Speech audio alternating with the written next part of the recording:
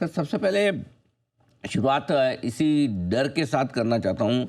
लोगों को लग रहा है कि कहीं ऐसा तो नहीं कि कोविड फिर से आने की तैयारी में है और उस वजह से कल बाज़ार में जो थोड़ी कमज़ोरी हुई, लोग उससे लिंक भी कर रहे हैं। दुनिया भर में भी बातें इसको लेकर चल रही है। किस तरह का मूड माहौल कोविड को लेकर बन रहा है? क्या वाक़ई में बड़ी चिंता का कारण है सर? हाँ, फिलहाल तो नहीं अनिल जी, जो नंबर्स आ रहे हैं एक तो माइल्ड है। तो कोई ऐसा नहीं है कि आईसीयू में है या वेंटिलेटर सपोर्ट पे है। जो भी केसेस आ रहे हैं माइल्ड है और सीजनल ही लग रहा है कि बरसात का मौसम शुरू हो रहा है और लोगों को हो रहा है हल्का सा फ्लू या कोविड। तो ये है कि सिंगापुर, हांगकांग, ऑस्ट्रेलिया में थोड़े केसेस बढ़े, बट यही है कि ज़ीरो बेस से बढ़ रहे हैं, इसलिए मार्केट्स में तनाव था। मेरे ख्याल से तो ज़्यादा इसमें इशू नहीं होना चाहिए, क्योंकि बहुत हेविली वैक्सीनेटेड है पॉपुलेशन भारत की। तो जो हम कह सकते हैं एंटीबॉडीज़ वगैरह है, वो काफ़ी स्ट्रॉन्ग रहेंगे। तो होपफुली ये टल जाना चाहिए खतरा। एक और फॉल्स फ्लैग होना चाहिए, यही लग रहा है अभी। बट जैसे आप सवेरे कह रहे थे एडिटर्स टेक में अनिल जी, समझ नहीं आया कि 10,000 करोड़ क्यों एफआईज ने कल इतनी भारी भरकम एकदम से बिकवाली कर दी। एक पैटर्न जो मुझे समझ आ रहा था वो जापानीज यील्ड्स के बढ़ने का था। जापानीज बॉन्ड्स के जो यील्ड्स हैं वो बढ़े कल।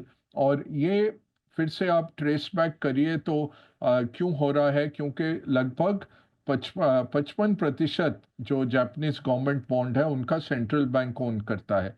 उन्होंने एक टेपरिंग शुरू किया हुआ है, जिसको हम क्यूटी कहते हैं, क्वांटिटेटिव टाइटनिंग।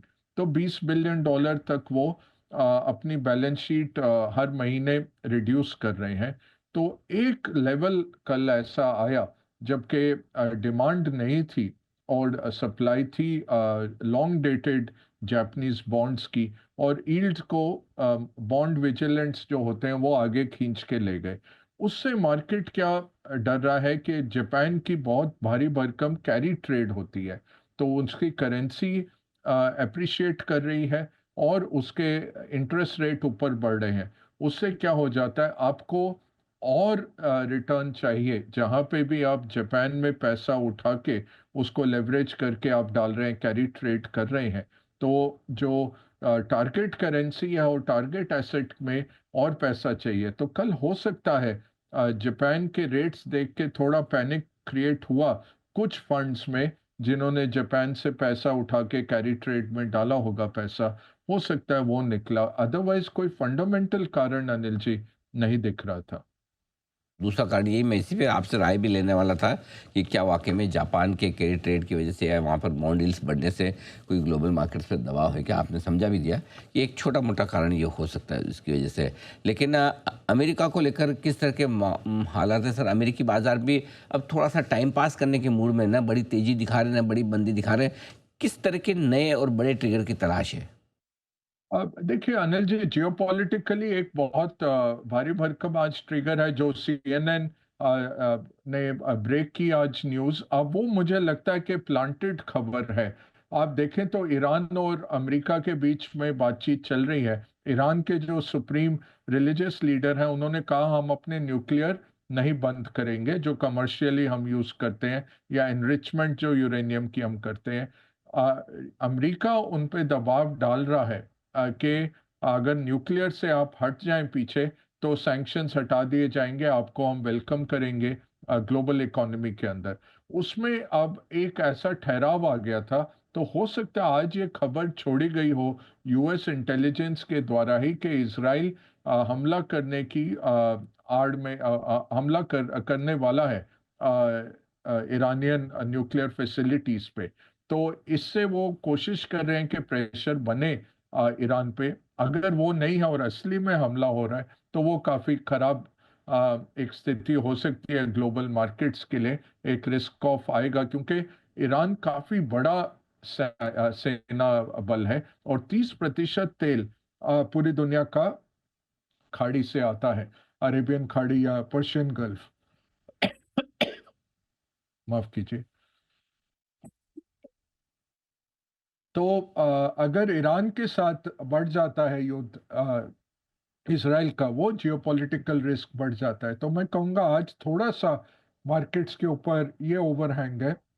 अब ये देखना है कि अमेरिका ने ये खबर फैलाई है प्रेशराइज करने के लिए कि इसराइल असली में कुछ कुछ सोच रहा है इसके बारे में। दूसरी जो अहम बात है वो है ट्रंप के टैक्स कट्स और स्पेंडिंग प्लान को लेके। तो वो बड़ी मुश्किल से फ्राइडे को तो वो फेल हो गया था, रिपब्लिकन्स ने अंदरूनी अपनी इंटरनल वोटिंग की थी, उसमें फेल हो गया था। फिर बातचीत करके रविवार रात को 10 बजे के बाद अमेरिकन टाइम में 17 पॉजिटिव और 16 उसके नकारात्मक वोट पड़े रिपब्लिकन्स के अंदर ही।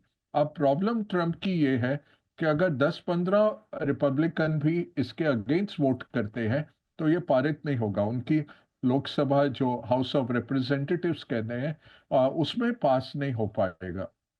तो ट्रंप के लिए ये अब थोड़ा चिंता का विषय है। कल उन्होंने एड्रेस किया उनकी जो पार्लियामेंट्री का जितने मेंबर्स हैं उनके हाउस ऑफ रिप्रेजेंटेटिव्स, और काफी ट्रंप थ्रेटन भी कर रहे हैं कि जो भी वोट नहीं करेगा उसको पार्टी छोड़नी पड़ेगी। बट लोग अड़े हुए हैं, और दो तरह के हैं। एक तो बहुत राइटिस्ट हैं जो कह रहे हैं कि मेडिकेयर वगैरह आप खर्चा कम करिए क्योंकि बहुत ज्यादा फिस्कल डेफिसिट है। और थोड़े सेंट्रिस्ट हैं वहां पे कैलिफोर्निया और न्यूयॉर्क वाले ज्यादातर, कि जहां पे स्टेट टैक्स बहुत ऊंचा है और लोकल टैक्स। अमेरिका में 3 तरह के टैक्स होते हैं। सेल्स, आप स्टेट में भी टैक्स भरते हैं, आपका जो शहर है वो भी आप पे टैक्स लगाता है, और फिर फेडरल टैक्स लगता है।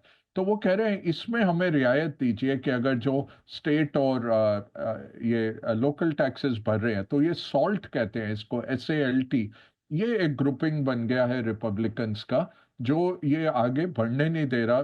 ट्रंप का जो टैक्स का प्लान है और स्पेंडिंग कट्स का जो प्लान है, तो ये इन दोनों तबकों को ट्रंप एड्रेस कर रहे हैं। बट अभी तक जो बिल्कुल वो घोड़े पे सवार होकर पिछले 120 दिन में जितना वो बढ़ते जा रहे थे, उसमें एक लगाम लगी है यूएस कांग्रेस के द्वारा, यूएस हाउस ऑफ रिप्रेजेंटेटिव्स। तो ये मार्केट को थोड़ा विचलित कर रहा है, क्योंकि अगर ये पारित भी हुआ तो $5 ट्रिलियन का फर्क है। अगले 10 साल में इनका डेट बढ़ जाता है।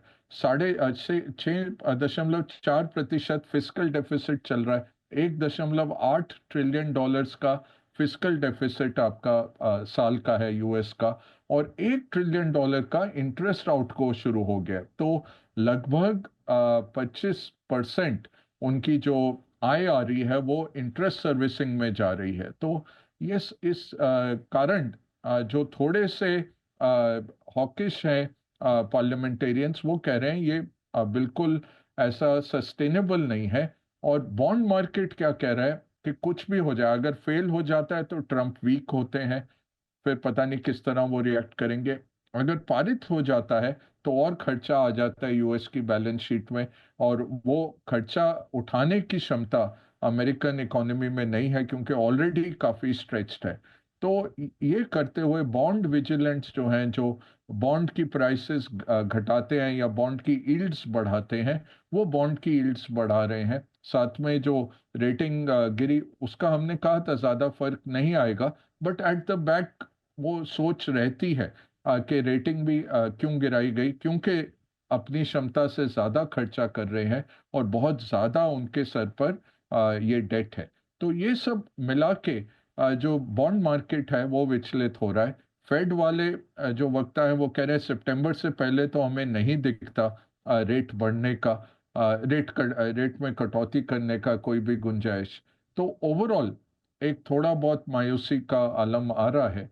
तो इसमें जो सुनहरे आप कह सकते हैं थोड़ा सा सिल्वर लाइनिंग या गोल्डन लाइनिंग आ रही है, वो है कि अर्निंग्स अच्छे रहे हैं। तो अर्निंग्स काफ़ी बुलंद रहे हैं, इकोनॉमी ठीक ठाक है, यूएस कंज्यूमर ठीक ठाक है। सेंटिमेंट खराब है बट हार्ड इकोनॉमी ठीक है। और टैरिफ में ये अगर हाथ मिला लेंगे जैसे चीन के साथ पिछले हफ्ते मिलाया, तो टैरिफ में 8-10 बड़ी देशों के साथ हाथ मिल जाएगा, तो मार्केट का सेंटिमेंट फिर पॉजिटिव हो सकता है। अमेरिका की बॉन्ड यील्ड भगत साहब फिर से 100 के नीचे आए हैं, माफ़ कीजिएगा, डॉलर इंडेक्स फिर से 100 के नीचे आया है, थोड़ी कमज़ोरी दिखी है। कच्चा तेल भी 65-66 के आसपास, आपने अभी जिक्र भी किया इजराइल वाले मामले का। क्या लग रहा है अमेरिका में, क्या आपको लगता है कि सर ये जो डॉलर इंडेक्स की कमज़ोरी है ये बनी रहेगी, एमर्जिंग मार्केट्स को फ़ायदा होगा? अभी हाल ही में 2 दिन पहले वो Bank of America Merrill Lynch की एक बड़ी रिपोर्ट भी आई थी, उनका ये कहना था कि एमर्जिंग मार्केट्स में बड़ा बुल रन शुरू हुआ है। क्या आप समझते हैं ऐसा है, और यदि है तो क्या भारत को फ़ायदा मिलेगा सर? जी अनिल जी, बिल्कुल शुरू हो रहा है। और ये जो बैंक ऑफ अमेरिका ने भी दिखाया कि बहुत सालों के बाद इमर्जिंग मार्केट्स एक रेंज से निकल रहे हैं फाइनली। तो लग तो यही रहा है कि एक रीएलोकेशन होना है। इनफैक्ट वॉल स्ट्रीट जर्नल ने मंडे को एक एडिटोरियल में लिखा था कि नया ट्रेंड क्या है। जैसे हम वो मैग्निफिसेंट सेवन और ये सब हम बोलते रहते हैं, तो एक नया एक्रोनिम उन्होंने निकाला था, एब्यूसा, ABUSA। तो एनीथिंग बट यूएसए। उन्होंने ये निकाला कि लोग अब ये देख रहे हैं कि जो यूएस एक्सेप्शनलिज्म था, कि टीना था कि there is no alternative US के सामने, तो वो टीना की जगह अब एब्यूसा आ गया है कि anything but USA. $33 trillion Anil ji US stock market में और यूएस बॉन्ड मार्केट में ग्लोबल इन्वेस्टर्स के लगे हुए हैं, तो बहुत भारी भरकम है।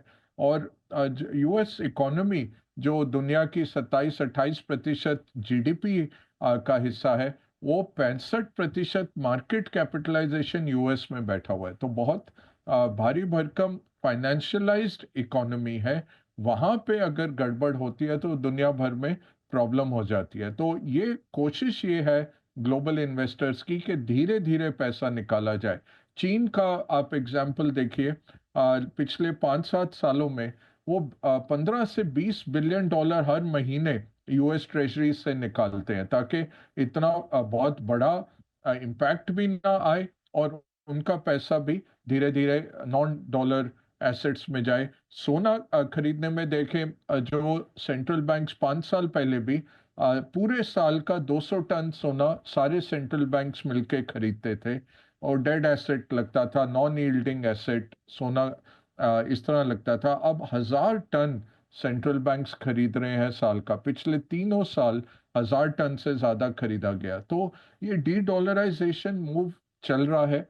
अभी भी 80% दुनिया का जो ट्रेडिंग है वो डॉलर में ही है, रिजर्व करेंसी है, क्योंकि कोई विकल्प नहीं है। चीनी करेंसी में तो आप डालेंगे नहीं, युआन तो आप लेंगे नहीं। सिर्फ वो जो सैटेलाइट देश हैं चीन के, या जिनके पास विकल्प नहीं है, वही रखेंगे। बच गया यूरो, जापानीज येन और स्विस फ्रैंक। स्विस फ्रैंक कल भी मॉनेटरी पॉलिसी के जो हेड हैं उनके, स्विस सेंट्रल बैंक के, उन्होंने कहा हम नेगेटिव रेट्स देख रहे हैं क्योंकि बहुत ज़्यादा पैसा स्विस फ्रैंक में आ रहा है और इतना हम तेज़ी से उसको बढ़ने नहीं दे सकते। तो कैपेसिटी नहीं है कहीं भी दुनिया में कि इसको एब्जॉर्ब किया जाए। कोई डिजिटल करेंसी निकलेगा ग्लोबल, या कुछ निकलेगा विकल्प, वो देखना पड़ेगा अगले कुछ मैं कहूँगा अगले 10 साल में ही हो सकता है। अभी क्या प्रॉब्लम है, यूएस अपने जेब से बहुत ज़्यादा खर्चा करी जा रहे हैं। तो कमाते 4 सवा 4 ट्रिलियन है, खर्चा है 6 ट्रिलियन का। $1.8 ट्रिलियन वो फिजिकल डेफिसिट बढ़ा रहे हैं हर साल। वो बहुत क्राउड आउट कर रहा है दुनिया भर को। तो उसके सामने क्या हो रहा है, वो मोनेटाइजेशन हो रहा है उस डेट का। नोट छापे जा रहे हैं या यूएस बॉन्ड्स इशू किए जा रहे हैं। तो हमने भी, जैसे भारत का भी 690 बिलियन डॉलर्स का एफएक्स रिजर्व है, उसमें से 400 450 बिलियन अमेरिकन बॉन्ड्स में पड़े होंगे। तो पूरा विश्व इनके जो इस तरह से इनका बजटिंग चल रहा है उसको फंड कर रहा है। आईएमएफ में भी गीता गोपालन ने भी कल वक्तव्य दिया है कि यूएस को फिस्कल डेफिसिट काटना पड़ेगा। 6.4% फिस्कल डेफिसिट आप सबसे बड़ी इकोनॉमी होते हुए चला रहे हैं, बैलेंसिंग तो छोड़िए, 6.4% आप कर रहे हैं। उसके ऊपर ट्रम्प और टैक्स कट्स ला रहे हैं। और स्पेंडिंग कट देखें तो कोई ज्यादा नहीं है, $150 बिलियन का वो बात कर रहे हैं। एक्चुअली तो वो यूएस एड वगैरह जो बंद हुआ है, 15-20 बिलियन डॉलर आप कह सकते हैं कि पूरे साल का असर पड़ेगा। बट 150 बिलियन की बात हुई है, वो डोज जो डिपार्टमेंट है, वो ट्रिलियंस ऑफ डॉलर्स कटौती बहुत मुश्किल दिख रही है। तो ये चिंता का विषय है, और यील्ड्स बढ़ रहे हैं, इसमें फेड को रेट कट कर पाना बहुत मुश्किल है। और ट्रम्प को ये एक्ट जो है उसको पास करवा देना अपने पार्लियामेंट में भी बहुत दिक्कतें आ रही हैं, क्योंकि राइटिस्ट भी इसको अपोज कर रहे हैं, और जो सेंट्रिस्ट हैं रिपब्लिकन पार्टी के, वो भी अपना मांग कर रहे हैं कि हमें ये चाहिए वो चाहिए। राइटिस्ट कह रहे हैं कि आप स्पेंडिंग कट करिए पहले। इसको जो इतना आपने 2008 में खर्चा शुरू किया था, वो बढ़ता ही गया बढ़ता ही गया। 2013 में बेन बेर्नांके ने कोशिश की कि थोड़ा निकाला जाए बैलेंस शीट, वो हो नहीं पाया। 19 में फिर से फेल कर गए। अब 2022 से ये पावल ने कुछ तो कम किया है, क्यूटी उनका चल रहा है 25 बिलियन डॉलर का, बट बहुत कम है। जो सेंट्रल बैंक की बैलेंस शीट बन गई है, और जो यूएस का 36 ट्रिलियन डॉलर का डेट है, उसके सामने बहुत कम हो रहा है। तो खर्चा काटने की बहुत ज़रूरत है, या रेवेन्यू बढ़ाइए। रेवेन्यू कैसे? उसमें टैक्स बढ़ाने पड़ेंगे। टैरिफ से तो कुछ आने नहीं वाला। टैरिफ अगर आप देखें पिछले महीने, जहां उनका 7-8 बिलियन डॉलर टैरिफ आता था, 16 बिलियन आ गया। बट 16 बिलियन कहाँ है, और 1800 बिलियन कहाँ है जो आपका डेफिसिट है? तो कहीं से भी दूर दूर तक उम्मीद नहीं दिख रही कि रेवेन्यू बढ़ा पाएंगे। उसमें फिर खर्चा ही कम करने की बात आती है, और खर्चे तो ये बढ़ाते जा रहे हैं। डिफेंस का बढ़ाया है खर्चा, और चीज़ों पे भी जो इनका स्पेंडिंग बिल आया है, बॉर्डर पे वॉल बनाना चाह रहे हैं, इमिग्रेंट्स को निकालने के लिए बहुत बड़ा खर्चा होगा। तो इस सब में फेड भी तैयार नहीं है रेट कट करने को। तो ट्रम्प के लिए थोड़ा सा अभी कॉम्प्लेक्स सिचुएशन हो गया है। देखते हैं कैसे इससे वो निकल पाते हैं। मार्केट इसलिए wait and watch, American market थोड़े वॉच मोड में आ गया है।